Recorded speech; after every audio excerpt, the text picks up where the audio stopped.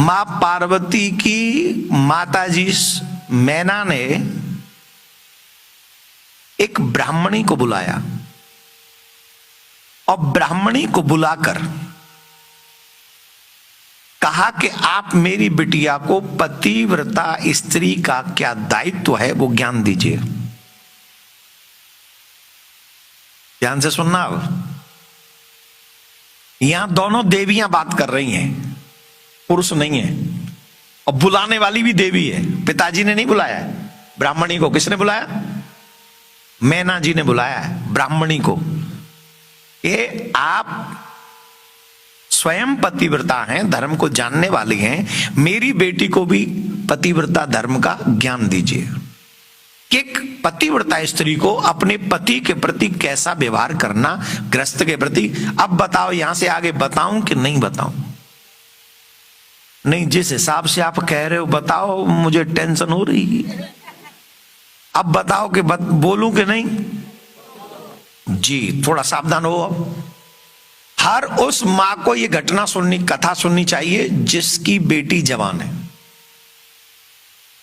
जिनकी बेटियां विवाह के योग्य, जिनकी बेटियों का विवाह होने वाला है या हो चुका है, उन्हें भी अपनी बेटियों को ये बात सुनानी चाहिए।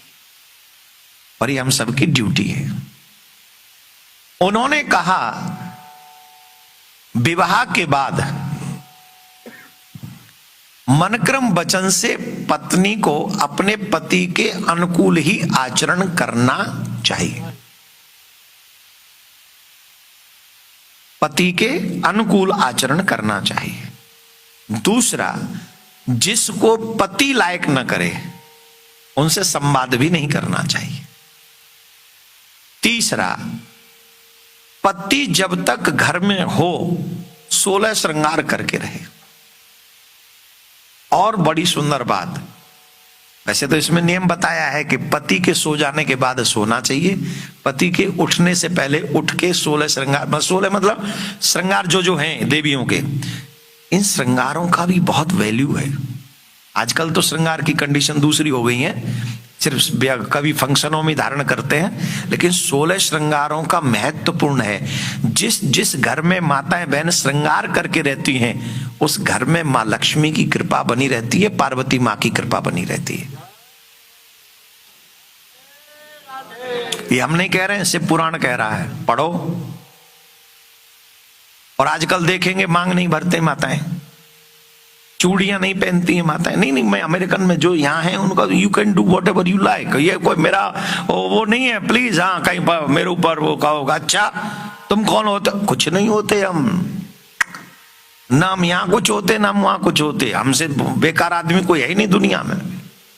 पर वो क्या है कि थोड़ा सा कथा कहने बैठे हैं तो वो थोड़ा सा शेयर कर रहे। तो हाँ, एक और बात बताई, जिनको श्रृंगार पसंद नहीं उनके लिए भी बताया है, पति घर में ना हो तो श्रृंगार नहीं करना चाहिए। क्या? अगर पति घर में ना हो तो श्रृंगार नहीं करना चाहिए। एक और बात, घर के बाहर, अब मुझे ही कहा गया था शिव पुराण से नॉलेज दीजिए, अब ले नॉलेज, करो फॉलो। कहा देखो कितनी छोटी छोटी बात लिखी है, कितने गजब की बात लिखी है। अकारण ही घर की चौखट पे खड़े नहीं रहना चाहिए, जहां से लोग आते जाते हों और हम जबरदस्ती वहां खड़े हैं। आते जाने वाले लोगों को हम देख रहे हैं। पतिव्रता स्त्री को कभी भी नहीं ऐसे लोगों के साथ ज्यादा देर तक नहीं खड़ा होना चाहिए।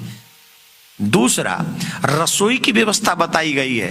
अगर आपके घर में रसोई में सामान 100% है तो जहां दिख रहा है वहां 75% रखना चाहिए, 25% अंदर छुपा के रखना चाहिए। कभी भी पति को यह न कहे कि सामान खत्म हो गया। सामान खत्म हो उससे पहले सामान मंगा लेना चाहिए, क्योंकि गृहिणी वही है ना, घर की मालकिन वही है। रसोई में क्या है पति को नहीं पता, पत्नी को ही पता है। अचानक से घर में कोई आ जाए और पति कहे चाय बना दो, बोले चाय पत्ती नहीं है। अब इसमें इंसल्ट किसकी होगी बताओ? तुम्हारे घर की, तुम्हारे पति की, तुम्हारी।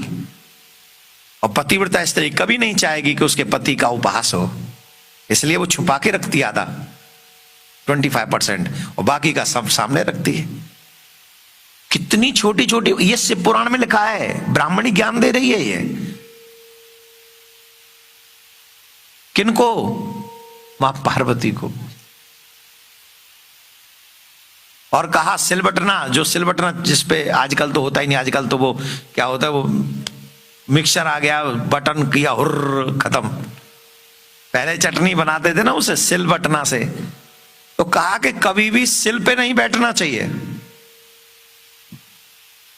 चौखट पे, देहरी पे नहीं बैठना चाहिए पतिव्रता स्त्री को। कल हमने बताया ना, ये दान करने से दरिद्रता आ जाती है, बताएं? हमने कहा था हम बताएंगे, हम अब कह रहे हैं बताएं। अब बताऊं? अब प्रसंग चल रहा है तो बता देता हूं। कभी भी अपने घर की झाड़ू दान में नहीं देनी चाहिए। कभी भी अपने घर का वो, यहां तो कोई नहीं देता होगा, यहां तो कौन आ रहा है तुम्हारे, यहां तो तुम्हारे घर में खुद में झाड़ू नहीं है।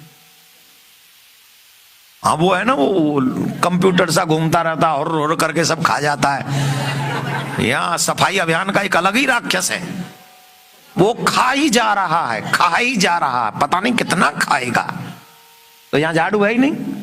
लेकिन कुछ चीजें हैं, और यहाँ तो खैर मांगने आते भी नहीं। हमारे ब्रिज में आओ तुम, पता चले बहन जी नमक हतो का, हमारा नमक खत्म है गो है, दूध हतो का, चाय पत्ती हत्या का, ऐसे मांगने आते हैं ना। तो गृहिणी को यह भी समझाया गया है, अपने घर का कभी भी चकला बेलन भी किसी को नहीं देना चाहिए।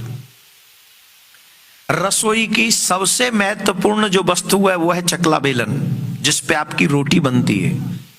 और वो जितनी शुद्ध रहेगी, आपके पति का विचार उतना ही शुद्ध रहेगा, आपके बच्चे का विचार उतना ही शुद्ध रहेगा। बिना स्नान किए कभी भी चकला बेलन छूना ही नहीं चाहिए। बताओ तुम्हें अमेरिका के किसी स्कूल में ये ज्ञान मिल जाए तो। और सबसे ज्यादा महत्वपूर्ण है विचार। विचार से ही आदमी करता है कर्म, और कर्म से ही आदमी को फल मिलता है, हाँ या ना। लेकिन वो विचार बनेंगे कहां से? शुद्ध आहार से। शुद्ध आहार तैयार कौन करेगा? माता राम। और वो शुद्ध आहार होगा ही कहां से? हम तो ऑर्डर कर देते, पिज्जा दे जा, बर्गर दे जा, ड्राइव थ्रू से वो सैंडविच दे दे। जैसे हम लोग ड्राइव थ्रू पे घूम रहे हैं, ऑर्डर करके मंगा ले रहे हैं, वैसे पति भी ड्राइव थ्रू सा ही हो रहा। कब आएगा, कब जाएगा, कहां रहेगा, क्या पता ही नहीं। जो यहां आए मैं उनसे नहीं कह रहा हूं, वो सब चौकस है, और औरों की पता नहीं। राधे राधे बोलना पड़ेगा, जोर से बोलना पड़ेगा। चकला बेलन किसी को नहीं देने, झाड़ू किसी को ये दान में दे दिया तो कभी भी दान नहीं देने, झाड़ू चकला बेलन नहीं देने। शाम के समय सफेद चीज कोई भी दान नहीं देनी। शाम के समय नो मिल्क, नो नमक, नो दही, आई सेड मिल्क, योगर्ट, सफेद चीज कोई नहीं देनी शाम के समय। अब नोट करो, खंड भी सफेद हो तो नहीं देनी, और वो कौन सी शुगर होती है, ब्राउन शुगर हो तो भी मत दो यार। काय को रिस्क लेते हो, काय को रिस्क लेना, ले मत।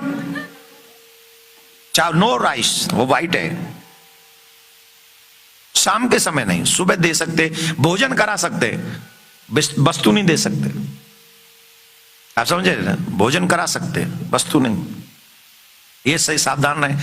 और झाड़ू ऐसी जगह पे रखनी चाहिए जहां से दिखे ना किसी को, आने जाने वाले को। झाड़ू का बहुत महत्वपूर्ण रोल है आपके घर में, आपके घर को स्वच्छ रखती है। और लक्ष्मी मां उसी घर में आती हैं जो घर स्वच्छ रहता है। बहुत गजब का पॉइंट बताने जा रहे हैं, ध्यान से सुनिए। घर की चौखट पे जल छिड़कना चाहिए, और शाम के समय अगर घर की चौखट पे दीपक जले तो बात ही क्या है। और जिस घर में तुलसी रहती है, उस घर से, तुलसी वाले घर से मां लक्ष्मी बहुत प्यार करती है। हर गृहिणी को चाहिए कि शाम को तुलसी के आगे दीप दान करे। जिस घर में तुलसी की सेवा होती है, दीपदान होता है, उस घर से लक्ष्मी मां कभी जाती ही नहीं है। अब हम जो इतने विस्तार से बता रहे हैं वो सिर्फ इसलिए कि आपके घर में सुख रहे, समृद्धि रहे। इसमें हमारा क्या स्वार्थ है? कितने लोग तो ऐसे हैं जो खूब संपन्न हैं, और कितने लोग ऐसे हैं जो आगे संपन्न हो भी जाएंगे, उनसे शायद भविष्य में हमारा मिलना भी ना हो। लेकिन आप समृद्ध रहें, ये हमारी कामना है। और जो चीजें आप अमेरिका में रह के सीख रहे हैं, अब मुझे पता है आपके घर में, कईयों के घर में तुलसी है, लेकिन हर दिन दीपक नहीं जल रहा वहां। और जो तुलसी आप रखे हैं, चलो हम कह रहे हैं दीपक जला भी रहे, आने वाली पीढ़ी वो दीपक जलाएगी वहां। Is this profit? ये आपका लाभ है, ये लॉस है? आपके घर के बहू बेटों को यह पता होना चाहिए कि हर दिन तुलसी के आगे दीपक जलाना है, घर की चौखट पे जल छिड़कना है। अमेरिका में रह के खूब डॉलर कमाओ, खूब घूमो फिरो, नो प्रॉब्लम, लेकिन अपनी संस्कृति को अमेरिका में जिंदा रखो, तभी सच्चे सनातनी हो। कितनी देर लगेगी दीपक जलाने में, कितनी देर लगेगी जल छिड़कने में?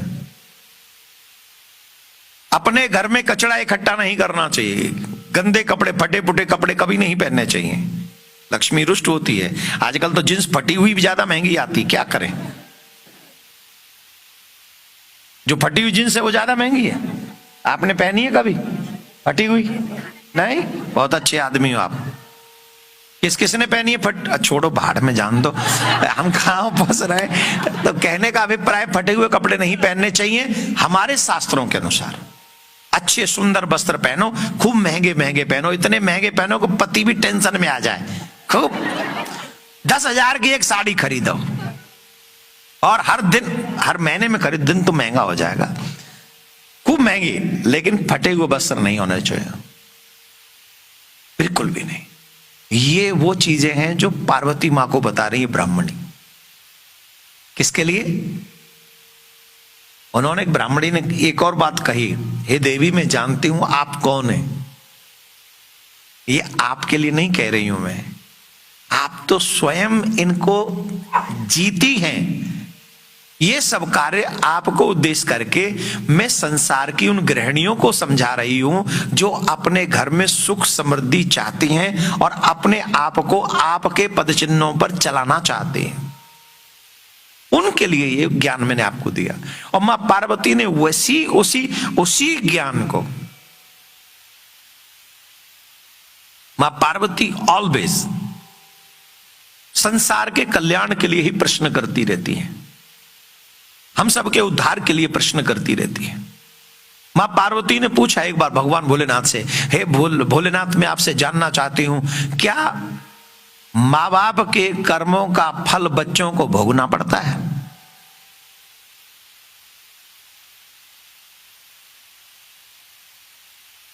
हम लोग जो भी कर्म करते हैं ये भूल जाते हैं कि ये कहां तक जाएंगे, हम याद नहीं रखना चाहते। भूत बावन भोलेनाथ ने पूछा, आई वॉन्ट टू नो कि जो लोग कर्म करते हैं उनका फल क्या बच्चों को भी भोगना पड़ता है, उनके बच्चों को भोगना पड़ता है? मां पार्वती से कहा कि देवी तुमने जो प्रश्न किया है जनमानस के कल्याण के लिए बड़ा उत्तम प्रश्न है, बहुत उत्तम प्रश्न। मैं तुम्हें बताना चाहता हूं कि जब व्यक्ति मनुष्य कर्म करता है तो उसके कर्म कहां कहां तक जाते हैं, उसका असर क्या क्या होता है, वो ध्यान से सुनो। तो भूत बावन भोलेनाथ ने एक छोटी सी कहानी सुनाई, वो मैं और उसको छोटी कर देता हूं, है तो छोटी और छोटी कर देता हूं क्योंकि इतना समय नहीं विस्तार करने का। एक बहुत अच्छी कथा और सुनानी है उसके बाद, और उसके बाद सत्र पूरा करेंगे, क्योंकि मुझसे कहा गया है कि बचे हुए 2-3 दिन 10-15 मिनट एक्स्ट्रा श्रोता दे सकते हैं, दे सकते हैं, दे सकते हैं। हाँ, सो स्वीट, आप बहुत अच्छे, मुझे पता था आप अच्छे हो, पर वो थोड़ा बिलीव धीरे धीरे होता है ना, तो अब मेरा बिलीव बढ़ गया, 5वें दिन तक पहुंच गया हूं, तो मुझे लग रहा है कि नहीं आप अच्छे हो। ठीक है, तो मैं कहां था बोलूं, मैं तुम्हें एक कथा सुनाता हूं। मां पार्वती से बोले बाबा, बोले सुनाइए। एक गांव में पति पत्नी रहते थे और उनके 2 बच्चे थे। और पति मेरा भक्त था, शिव भक्त था। पत्नी कभी भी उस भक्ति में बाधा नहीं बनती थी। जो पति करते थे उन्हीं की हां में हां करती थी। और वो पति कोई बहुत ज्यादा संपन्न नहीं थे। वो पति दिन में मात्र 40 रुपए कमाते थे। कितने? 40 रुपए कमाते थे। और उन 40 रुपए का भी प्रयोग बड़ा अजीब था उनका। उस 40 रुपए में से भी मात्र 20 रुपए ही अपने जीवन में अपने परिवार पे खर्च करते थे और 20 रुपए धर्म पे खर्च करते थे। मतलब कोई आ गया उसे खिला दिया, किसी को जरूरत है उसको दे दिया, कुछ भी ऐसा कुछ भी करते थे। वो सिर्फ 20 ही प्रयोग में लाते थे, 20 दे देते थे। बच्चे थोड़े से समझदार हुए और बच्चों को लगा कि हमारे अड़ोसी पड़ोसी बड़े बड़े खर्चे करते हैं और हमारे पापा तो उतना कमाते भी नहीं, पिताजी बहुत कम तो कमाते हैं, ऊपर से 20 रुपए भी बांट देते हैं, हमें 20 ही मिलते हैं, तो हम तो चैन से अपना जीवन भी नहीं जी पाते हैं। तो एक दिन उन्होंने मां से शिकायत की, बच्चों ने, ये पिताजी क्या करते हैं, 40 रुपए कमाते हैं, 20 रुपए बांट देते, 20 रुपए हम पर खर्च करते हैं, हमारी इच्छा भी पूरी नहीं होती और इनको दान पुण्य करना है, क्यों? बोले बेटा पिताजी से पूछो। तो पिताजी से पूछा, ऐसा आप क्यों करते हैं? तो पिताजी ने आंसर दिया कि ये काम हम तुम्हारे लिए करते हैं। हमारे लिए? हमें तो ढंग के वस्त्र नहीं मिलते पहनने को आपके चक्कर में, हमारे लिए क्या कर रहे हो? बोले बेटा कुछ चीजें दिख जाती हैं, कुछ चीजें दिखती नहीं है, लेकिन समय आने पर वो मिल जरूर जाती है। वो जो हम 20 खर्च करते हैं वो अपने लिए नहीं, हम तुम्हारे लिए खर्च करते हैं। पर ये बात क्या उन बच्चों को समझ में आने वाली थी? बोले पागल बना रहे हैं। बात आई गई हो गई। कुछ समय बाद उनके पिताजी का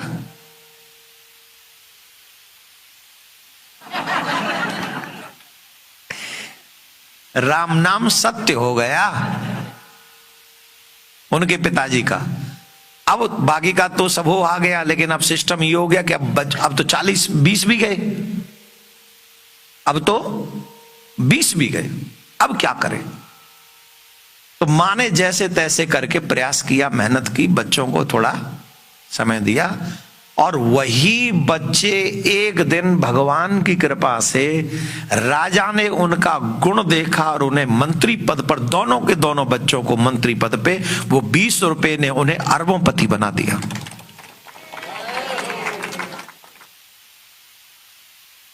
तो भूत बावन भोलेनाथ कहते हैं जो माँ बाप सत्कर्म करते हैं उनके बच्चे, संतान भी उस फल को भोगती हैं। कोई भी व्यक्ति कर्म करता है 3 पीढ़ियों को भोगना पड़ता है, एक वो स्वयं, एक उनके बच्चे और एक उनके पिताजी।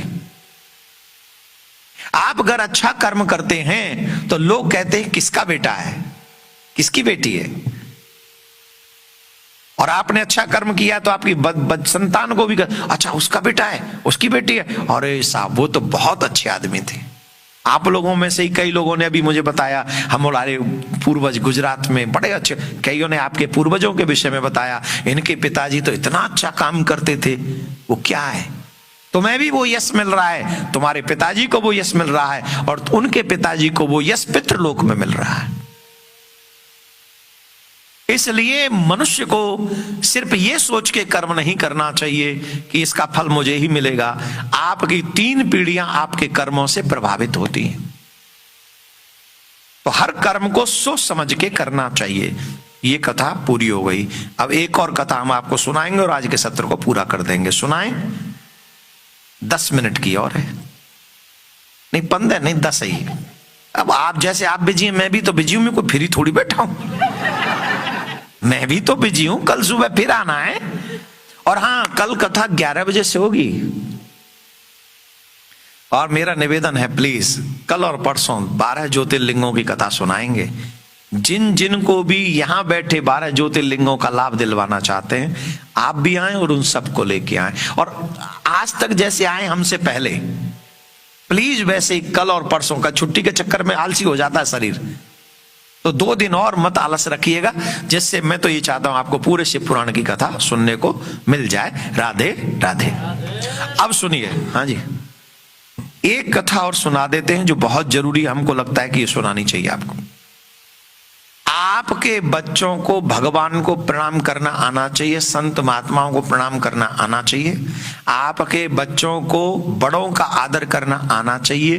ये प्रणाम सिर्फ प्रणाम नहीं है, बहुत बड़ा परिवर्तन है। अगर आप ध्यान से सुनेंगे तो आपको, मुझे ऐसा लगता है कि इसका बहुत बड़ा लाभ आपको भी मिलेगा और आपके बच्चों को भी मिलेगा। आजकल सब कुछ गुड मॉर्निंग, गुड नाइट और गुड इवनिंग से ही काम चल रहा है। हमारे यहां बच्चों को प्रणाम करना सिखाना चाहिए। भगवान के आगे नित्य एक बार साष्टांग प्रणाम करना चाहिए हर मनुष्य को। माता बहनों को घोंटू के बल बैठकर अपना माथा पृथ्वी पर टेक कर प्रणाम करना चाहिए, और पुरुषों को पूरा साष्टांग दंडवत करना चाहिए। अगर आपके घर में लड़के हैं तो बचपन से ही अपने बच्चों को साष्टांग में, हमारा एक शिष्य है, एक नहीं एक्चुअली अब तो 2-3 हो गए, जब हम एयरपोर्ट पे उतरते हैं और वो उनको दिखते हैं तो वो वहीं से साष्टांग दंडवत एयरपोर्ट पे करते हैं। मुझे शर्म आती है, मैं तो पैर नहीं छुपाता। और आप सबसे भी निवेदन है, कहीं भी मैं कहीं भी आऊं, अगर आप कथा सुन रहे हैं तो प्लीज पैर मत छूइए, मुझे कष्ट होता है।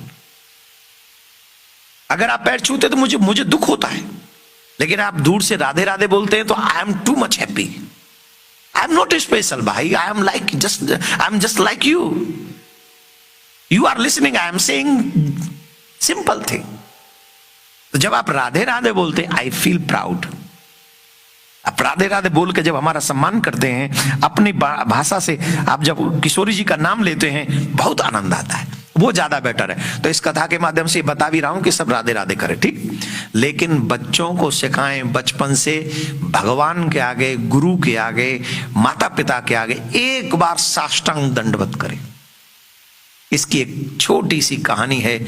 हमारे शास्त्र कहते हैं, अभिवादनशीलस्य नित्यं वृद्धोपि सेवनम चत्वारतस्य वर्धन्ते आयु विद्या यशो बलम। जो बच्चे आदर सहित प्रणाम करते हैं, सत्कार करते हैं, उन्हें 4 चीज मिलती हैं, आयु, विद्या, यश और बल। और सबसे बड़ी संपत्ति अगर कोई है तो वो है यश, कीर्ति। तुम्हारे जाने के बाद भी तुम्हारा नाम धरती से न मिटे, वही सबसे बड़ा धनवान है। अरबों खरबों पति मर गए अमेरिका में, कोई पूछता है? तुम पे तो उतना तुम कमा भी नहीं सकते जितने लोग कमा कमा के मर गए, कोई नहीं पूछ रहा। कई लोग तो अपनी सारी संपत्ति कुत्तों के नाम कर गए। हाँ, सच्ची बोल रहे। लेकिन सबसे बड़ी संपत्ति है, आप ऐसा करके जाइए कि आप जाने के बाद भी इस धरती से जा ना सके, लोग याद रखें आपको। वो है यश, वो मिलता है इस प्रणाम की करने विधि से। कैसे? ध्यान से सुनो। काशी में एक पंडित जी थे और उनके संतान नहीं थी। उन्होंने तपस्या की, शंकर भगवान प्रकट हो गए। 5 मिनट में सुना देंगे। शंकर भगवान प्रकट हो गए। शंकर भगवान ने कहा वरदान मांगो। बोले महाराज हमारे घर में संतान नहीं है, कृपा करके संतान दो। तो भगवान शंकर बोले देखो 2 तरीके के पुत्र होते हैं, एक सुख देने वाला, एक दुख देने वाला, सुपुत्र और कुपुत्र। बोले मतलब? बोले सुपुत्र जो होगा वो कम जिएगा और कुपुत्र जो होगा वो ज्यादा जिएगा। बताओ कैसा चाहिए? भगवान ने कहा कुपुत्र तो ज्यादा जिएगा, सुपुत्र कम जिएगा। अब बताओ कैसा पुत्र चाहिए? अब बताओ तुम होते तो क्या मांगते? सुनो, उन्होंने भी सुपुत्र ही मांगा कि सुपुत्र ही दे दो। भगवान ने कहा 5 साल जिएगा, आशीर्वाद देते जा रहे हैं। आदर्श पुत्र होगा, सुपुत्र होगा, 5 साल जिएगा। अब बताओ पंडित जी खुश होंगे कि दुखी होंगे? और शंकर भगवान तो दे के वरदान गए। अब बेचारे न तो सुखी हो पाए और न दुखी हो पाए। अभी तक पुत्र था नहीं तो हो जाएगा, लेकिन 5 साल ही रहेगा वो टेंशन। पुत्र हुआ, खुशी हुई, थोड़ी बहुत आनंद में सब ठीक ठाक हुआ। अब वो 4 साल बीत जाने पर उनको बड़ा भयंकर कष्ट हुआ कि अब तो 1 साल ही रहेगा। बड़ी टेंशन में आ गए वो। तो एक संत से पूछा कि मैं अपने बच्चे का क्या करूं, 1 ही साल रहेगा, कुछ तो उपाय करवाओ। बोले देखो कोई सिद्ध संत अगर मिले तो वो कुछ कर सकता है। बोले महाराज सिद्ध संत कहां ढूंढूं, मैं जाके 1 साल में नहीं मिला तो? बोले तुम इस झंझट में मत पड़ो कि सिद्ध कौन है, तुम तो सबको ही सिद्ध समझो। भाई जिनकी बुद्धि होती है वो टेंशन पड़ते हैं कौन बड़ा कौन छोटा, कौन अच्छा कौन बुरा। और जो श्रेष्ठ होते हैं वो तो कहते हैं सब अच्छे हैं। Am I right? सब ही अच्छे हैं। बात समझ में आ गई। उस ब्राह्मण ने उस बच्चे को ले जाकर गंगा के तट पे काशी में झोंपड़ी डाल ली और जो भी संत मिले उसको एक ही पाठ सिखाया, सबको साष्टांग प्रणाम करो, सबको साष्टांग प्रणाम करो। ध्यान से सुनना, कितने घर ऐसे हैं जो संतों के आने पर उनका सर नहीं झुकता। हमारे बच्चे, क्योंकि हमने सिखाया नहीं उनको। हम लोग गुनहगार हैं, हमारे बच्चे गुनहगार नहीं हैं। हमने सीखा ही नहीं इन विषयों को। इसमें कितना बल है देखो। आज सुनो, संत जी को प्रणाम करो, कोई कैसा भी महात्मा दिखे वो साष्टांग दंडवत, कैसा भी दिखे साष्टांग दंडवत, कैसा भी दिखे साष्टांग दंडवत। अब उसमें रह गए उसके 5वीं साल में मात्र 3 दिन शेष। ब्राह्मण की आत्मा दुखी थी पर फिर भी उसने विश्वास किया कि सबको प्रणाम करो। वो सबको प्रणाम कर रहा है। जब सुबह सुबह वो प्रणाम कर रहा था तो सुबह सुबह सप्तऋषि गंगा स्नान करने के लिए आए। गंगा स्नान करने, वो विशेष दिन रहा होगा तो गंगा स्नान के लिए जैसे आए संत के भेष में, वो सप्तऋषि थे। उस बच्चे ने सबके चरणों में साष्टांग दंडवत किया, सबके चरणों में एक एक करके सब। तो सब बोले चिरंजीवी भव चिरंजीवी भव चिरंजीवी भव चिरंजीवी भव। 7 मुख से निकला चिरंजीवी भव। वो ब्राह्मण दुखी हो गया, उसे तो पता नहीं सप्तऋषि हैं, वो दुखी हो गया। हे महाराज, आप जिस बच्चे को कह रहे हो चिरंजीवी भव, आप जानते हो इसके मात्र 3 दिन रह गए शेष लाइफ के। सप्तऋषि तो बोले फंस गए हम तो। अब अगर हमारा वचन झूठा हुआ तो इतिहास यही कहेगा कि सप्तऋषियों ने झूठ बोला। बोले एक बात बताओ, इस बच्चे को हम ले जाएं, भला ही होगा, कुछ बुरा नहीं होगा। ब्राह्मण ने कहा 3 दिन बाद जाएगा तो इससे तो बढ़िया भाई ले जाओ। 3 दिन बाद तो हो सकता है हमें इसका सब उठाना पड़े, अभी तो समंदा ही जा रहा है आपके साथ, ले जाइए। ले गए। दूसरे दिन सप्तऋषि ब्रह्मा जी के पास पहुंचे तो पहले तो सप्तऋषियों ने प्रणाम किया साष्टांग। तो ब्रह्मा जी चतुर्मुखी सबको कह रहे चिरंजीवी भव चिरंजीवी भव चिरंजीवी भव चिरंजीवी, उन्हीं की संतान है चिरंजीवी भव। और बाद में सप्तऋषियों ने कहा तुम भी करो प्रणाम, तो उन बच्चे ने भी किया साष्टांग प्रणाम। ब्रह्मा जी बोले चिरंजीवी भव। ब्रह्म वचन सुन के ऋषि मंडली हंसी। ब्रह्म वचन सुन के ऋषि मंडली हंसी, अपनी बला टली, अपनी बला टली। हमारी बला टल गई। अब अगर कुछ गड़बड़ हुआ तो कोई ये नहीं कहेगा कि सप्तऋषियों ने झूठ बोला, ये कहेंगे ब्रह्मा जी ने झूठ बोला। तो जब ब्रह्मा जी झूठ बोल सकते तो हम भी झूठ बोल सकते हैं, अब कोई टेंशन नहीं, अपनी बला टली गई। ब्रह्मा जी बोले क्या हुआ, क्यों हंस रहे हो? बोले कुछ नहीं, हंस नहीं रहे। जिसको आपने चिरंजीवी होने का आशीर्वाद दिया है, 2 days left only, his life only 2 days, like American language, 2 days, after 2 he। Brahma ji बोले तो मेरे पास क्यों लाए? बोले हमारे पास आ गया था, हम तो भाई पास ले आए, हमें भी तो ऐसे ही मिला प्रणाम करता हुआ, तो हमने प्रणाम। अब आप बच्चों पे कोई संकट आ जाए तो किसके पास जाएंगे? पिताजी के पास जाएंगे ना, तो लो पिताजी संभालो। अब ब्रह्मा जी बोले चलो टेंशन मत लो, ला देखते हैं कुछ। क्या करें, प्लान किया। भाभी हूं मेट सकई, जिन शंकर भगवान की आप कथा सुन रहे हो, listen to me my dear. हम लोगों को बहुत इजी लग रहा है, कथा चल रही है। दुर्भाग्यशालियों को संपूर्ण कथा नहीं मिल सकती, हम लिख के दे सकते हैं। ये सौभाग्यवान लोगों को ही संपूर्ण भागवत शिव पुराण मिल सकता है, वो भी श्रावण में। This is not your plan, this is make the plan by god Shiva, lord Shiva plan for you.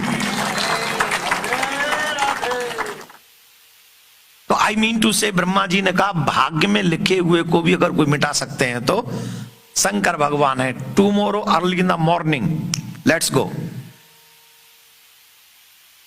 सब मिलके शंकर भगवान के पास में गए और शंकर भगवान के आगे पहले तो ब्रह्मा जी ने प्रणाम किया, चिरंजीवी भव। फिर सप्तऋषियों ने प्रणाम किया, चिरंजीवी भव। बच्चों ने इशारा कर दिया और ऋषियों ने इशारा पकड़ दिया बच्चे को, उसने भी लंबा प्रणाम किया। बच्चा भी अब तक तो प्रैक्टिस कर चुका था। सीधे कई बच्चे होते हैं वो, उनको पता है क्या करना, वो शुरू हो जाते एकदम। आप लोग देख लीजिए यूट्यूब पे, वो कहीं भी जाएंगे वहीं स्टार्ट है। वो तो प्रैक्टिस कर रहा था 1 साल से, तो उसे तो समझ में आ गया। वो जाकर सीधा लेटा शंकर भगवान के चरणों में। पंचमुखी शिव कहते हैं, 5 मुखों से चिरंजीवी भव, चिरंजीवी भव, चिरंजीवी भव। सप्तऋषियों को ब्रह्मा जी कहते चलो, जैसे तुम्हारी बला कल टली, हमारी बला आज टली। तुम्हारी कल टली, हमारी। शंकर भगवान बोले क्या हुआ, वाई डू यू लाफ, हंस क्यों रहे हो? बोले sir I am happy right now. पर वाई? बोले आई हैव रीजन। आपने बिना देखे उसको आशीर्वाद दे दिया।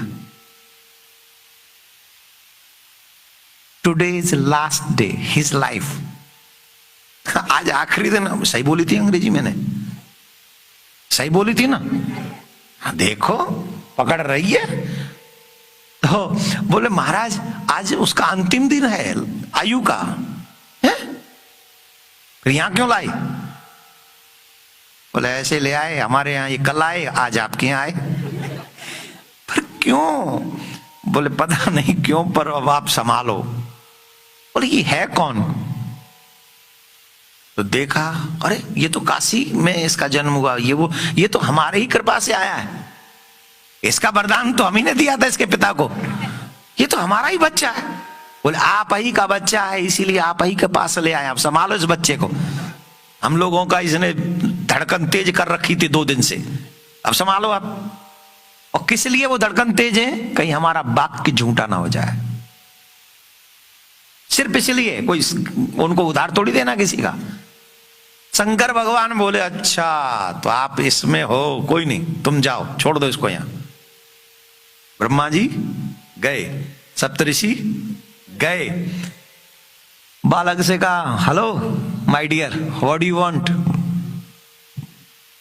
आई don't want to anything, I do whatever you say.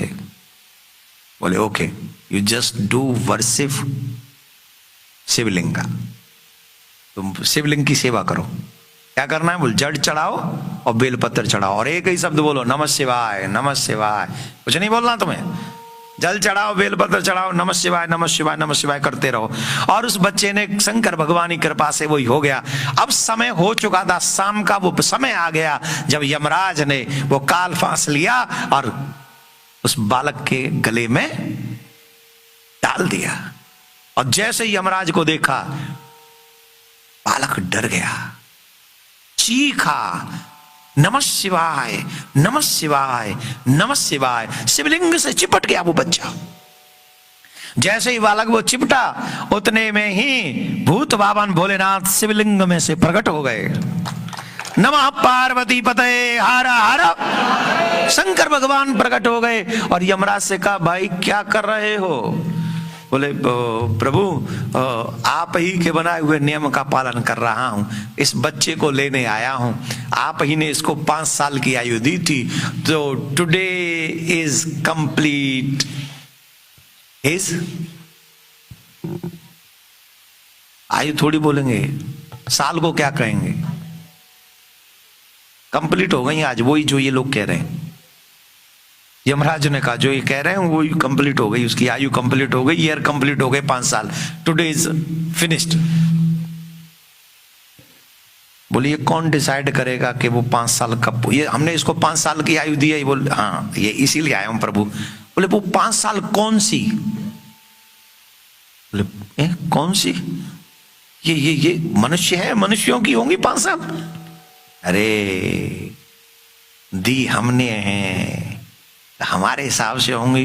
बोले प्रभु कृपा करके बताओ आपकी कौन सी है, कौन सी आयु दी है आपने इनको? बोले सुनो, कलयुग, सतयुग, द्वापर युग और त्रेता युग। कलयुग से बड़ा द्वापर युग, द्वापर युग से बड़ा त्रेता युग, त्रेता युग से बड़ा सतयुग। ये चारों युग जब निकल जाएं तब एक कल्प होता है, तब एक कल्प होता है। ऐसे कई कल्पों से ब्रह्मा जी का दिन बनता है, और ब्रह्मा जी की आयु है 100 साल। ऐसे कई कल्प निकल जाने के बाद, ब्रह्मा जी की एक आयु हो जाने के बाद, ब्रह्मा जी की एक आयु हो जाने के बाद, और ऐसे ब्रह्मा जी हमारे एक दिन में, हमारे एक दिन में एक ब्रह्मा नहीं अनेक ब्रह्मा आते हैं हमारे एक दिन में। तो हमारे वाले दिनों का हफ्ता करो, हमारे वाले दिनों का महीना करो, हमारे वाले दिनों का साल करो। ऐसी सालों के 5 साल ये बालक जिएगा। यमराज बोले जब आपके एक दिना में कई ब्रह्मा बदल जाते हैं तो कितने यमराज धर्मराज बदलेंगे? तो तब तक तो ये ड्यूटी हमारे हाथ में रहेगी नहीं, तब तक तो किसी और के हाथ में रहेगी। तो महाराज हमें तो आशीर्वाद दो, हमें तो जान दो, जो आवेगा वो देख लेगा अपने आप, हमें तो जान दो। राधे राधे बोलना पड़ेगा। कृपा करके बताइए वो ऋषि का नाम है मार्कंडेय ऋषि। क्या नाम है ऋषि का? किसका परिणाम है वो? से प्रणाम करने का। आप अब कल्पना करके देखिए कि हमारे बच्चे कितना लूज कर रहे हैं। मैं आपसे रिक्वेस्ट करूंगा अपने बच्चों को बचपन से सिखाइए कि भगवान के आगे वो साष्टांग प्रणाम करें। बेटियां हैं तो घोंटू के बल बैठें और माथा पृथ्वी पर टिकाएं और प्रणाम करें। प्लीज अपने बच्चों को ये गुण सिखाइए। इससे आपके बच्चों के जीवन के अनेक कष्ट और प्रॉब्लम्स अपने आप सॉल्व होते रहेंगे। ये हमारा भाव है, हम आपको सच बोलते हैं। बोलो राधे राधे। जोर से बोलिए और जोर से बोलिए।